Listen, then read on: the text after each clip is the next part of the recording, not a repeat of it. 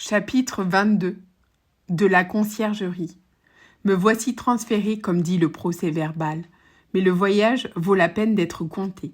7h30 sonnait lorsque l'huissier s'est présenté de nouveau au seuil de mon cachot. « Monsieur, m'a-t-il dit, je vous attends. » Hélas, lui et d'autres.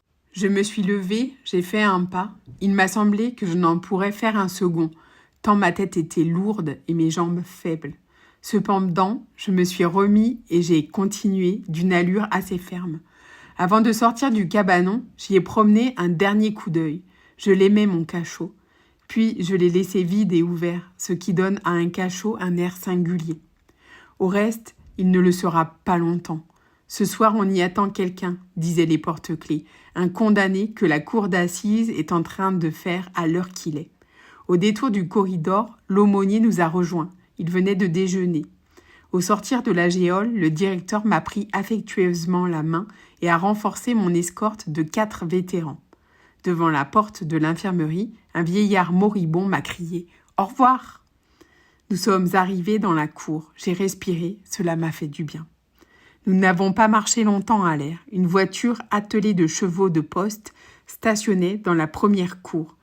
C'est la même voiture qui m'avait amené. Une espèce de cabriolet oblong, divisé de 2 sections par une grille transversale de fil de fer, si épaisse qu'on la dirait tricotée. Les 2 sections ont chacune une porte, l'une devant, l'autre derrière la carriole. Le tout si sale, si noir, si poudreux, que le corbillard des pauvres est un carrosse du sacre en comparaison. Avant de m'ensevelir dans cette tombe à 2 roues, j'ai jeté un regard dans la cour. Un de ces regards désespérés devant lesquels il semble que les murs devraient crouler.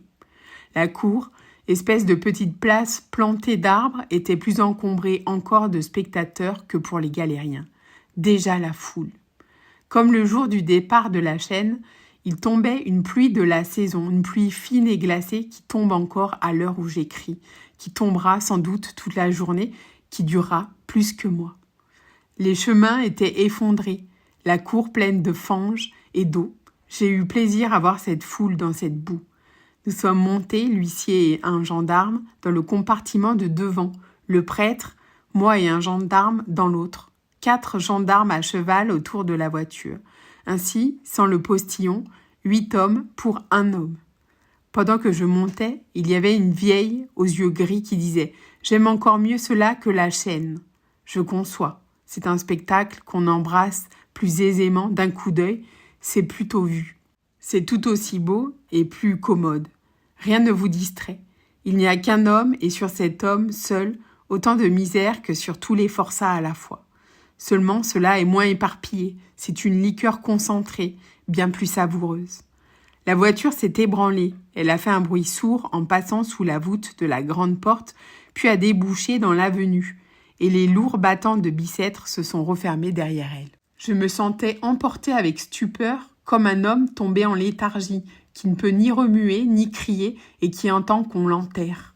J'écoutais vaguement les paquets de sonnettes pendus au cou des chevaux de poste, sonner en cadence, et comme par hoquet, les roues ferrées bruire sur le pavé où cognait la caisse en changeant d'ornière, le galop sonore des gendarmes autour de la carriole, le fouet claquant du postillon. Tout cela me semblait comme un tourbillon qui m'emportait.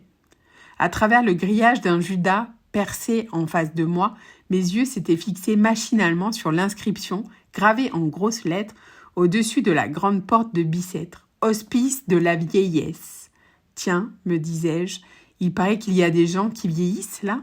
Et comme on fait entre la veille et le sommeil, je retournais cette idée en tous sens dans mon esprit engourdi de douleur. Tout à coup, la carriole, en passant de l'avenue dans la grande route, a changé le point de vue de la lucarne. Les tours de Notre-Dame sont venues s'y encadrer, bleues et à demi effacées dans la brume de Paris. Sur le champ, le point de vue de mon esprit a changé aussi. J'étais devenue machine, comme la voiture. À l'idée de Bicêtre a succédé l'idée des tours de Notre-Dame. Ceux qui seront sur la tour où est le drapeau verront bien, me suis-je dit en souriant stupidement. Je crois que c'est à ce moment-là que le prêtre s'est remis à parler. Je l'ai laissé dire patiemment. J'avais déjà dans l'oreille le bruit des roues, le galop des chevaux, le fouet du postillon.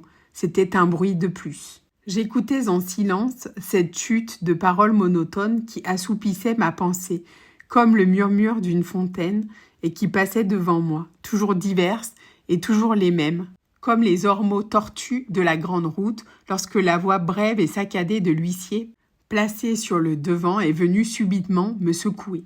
« Eh bien, monsieur l'abbé, disait-il avec un accent presque gai, qu'est-ce que vous savez de nouveau ?» C'est vers le prêtre qu'il se retournait en parlant ainsi. L'aumônier, qui me parlait sans relâche et que la voiture assourdissait, n'a pas répondu. « Eh, a repris l'huissier en haussant la voix pour avoir le dessus sur le bruit des roues. « Infernale voiture !»« Infernale, en effet. » Il a continué. « Sans doute c'est le chaos, on ne s'entend pas. Qu'est-ce que je voulais donc dire ? Faites-moi le plaisir de m'apprendre ce que je voulais dire, monsieur l'abbé. Ah, savez-vous la grande nouvelle de Paris, aujourd'hui ?» J'ai tressailli, comme s'il parlait de moi. « Non, a dit le prêtre qui avait enfin entendu. Je n'ai pas eu le temps de lire les journaux ce matin. Je verrai cela ce soir. Quand je suis occupé comme cela toute la journée, je recommande au portier de me garder mes journaux et je les lis en rentrant. »« Bah, a repris l'huissier, il est impossible que vous ne sachiez pas cela. La nouvelle de Paris, la nouvelle de ce matin. » J'ai pris la parole. « Je crois la savoir. » L'huissier m'a regardé. « Vous, vraiment ?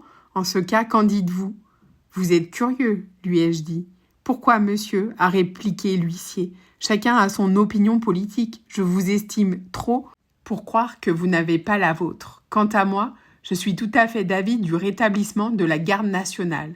J'étais sergent de ma compagnie et, ma foi, c'était fort agréable. » Je l'ai interrompu.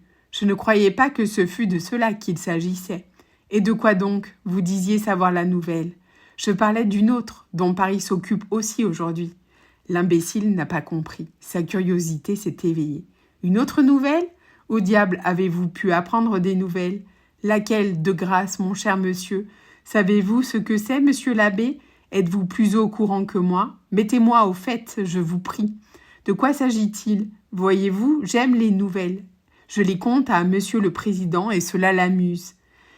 Émile billevesait. Il se tournait tour à tour vers le prêtre et vers moi, et je ne répondais qu'en haussant les épaules. « Eh bien, m'a-t-il dit, à quoi pensez-vous donc ? » « Je pense, ai-je répondu, que je ne penserai plus ce soir. »« Ah, c'est cela, a-t-il répliqué. Allons, vous êtes trop triste. » Monsieur Castin causait. Puis après un silence. « J'ai conduit monsieur Papavoine. Il avait sa casquette de loutre et fumait son cigare. Quant aux jeunes gens de La Rochelle, ils ne parlaient qu'entre eux, mais ils parlaient. » Il a fait encore une pause et a poursuivi. « Des fous, des enthousiastes. Ils avaient l'air de mépriser tout le monde. Pour ce qui est de vous, je vous trouve vraiment bien pensive, jeune homme. »« Jeune homme, lui ai-je dit, je suis plus vieux que vous. Chaque quart d'heure qui s'écoule me vieillit d'une année. » Il s'est retourné, m'a regardé quelques minutes avec un étonnement inepte, puis s'est mis à ricaner lourdement. « Allons, vous voulez rire ? Plus vieux que moi, je serai votre grand-père. »« Je ne veux pas rire, lui ai-je répondu gravement. » Il a ouvert sa tabatière. « Tenez, cher monsieur, ne vous fâchez pas. Une prise de tabac et ne me gardez pas rancune. N'ayez pas peur, je n'aurai pas longtemps à vous la garder. » En ce moment, sa tabatière, qu'il me tendait, a rencontré le grillage qui nous séparait. Un chaos a fait qu'elle l'a heurtée assez violemment et est tombée, toute ouverte, sous les pieds du gendarme. « Maudit grillage !» s'est écrié l'huissier. Il s'est tourné vers moi. « Eh bien, ne suis-je pas malheureux ? Tout mon tabac est perdu. »« Je perds plus que vous, » ai-je répondu en souriant. Il a essayé de ramasser son tabac en grommelant entre ses dents. « Plus que moi, cela est facile à dire. Pas de tabac jusqu'à Paris, c'est terrible. » L'aumônier alors lui a adressé quelques paroles de consolation. Et je ne sais si j'étais préoccupée, mais il m'a semblé que c'était la suite de l'exhortation dont j'avais eu le commencement. Peu à peu, la conversation s'est engagée entre le prêtre et l'huissier. Je les ai laissés parler de leur côté et je me suis mis à penser du mien. En abordant la barrière, j'étais toujours préoccupée sans doute, mais Paris m'a paru faire un plus grand bruit qu'à l'ordinaire. La voiture s'est arrêtée un moment devant l'octroi. Les douaniers de ville l'ont inspectée. Si c'eût été un mouton ou un bœuf qu'on eût mené à la boucherie, il aurait fallu leur jeter une bourse d'argent. Mais une tête humaine ne paie pas de droit. Nous avons passé. Le boulevard franchi, la carriole s'est enfoncée au grand trot dans ces vieilles rues tortueuses du faubourg Saint-Marceau et de la cité qui serpentent et s'entrecoupent contre les 1000 chemins d'une fourmilière. Sur le pavé de ces rues étroites, le roulement de la voiture est devenu si bruyant et si rapide que je n'entendais plus rien du bruit extérieur. Quand je jetais les yeux par la petite lucarne carrée, il me semblait que le flot des passants s'arrêtait pour regarder la voiture et que des bandes d'enfants couraient sur sa trace. Il m'a semblé aussi voir de temps en temps, dans les carrefours çà et là, un homme ou une vieille en haillons, quelquefois les deux ensemble, tenant en main une liasse de feuilles imprimées que les passants se disputaient, en ouvrant la bouche comme pour un grand cri. 8h30 sonnaient à l'horloge du palais au moment où nous sommes arrivés dans la cour de la conciergerie. La vue de ce grand escalier, de cette noire chapelle, de ces guichets sinistres m'a glacée.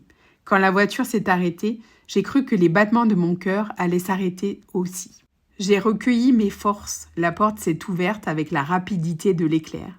J'ai sauté à bas du cachot roulant et je me suis enfoncé à grands pas sous la voûte entre deux haies de soldats. Il s'était déjà formé une foule sur mon passage.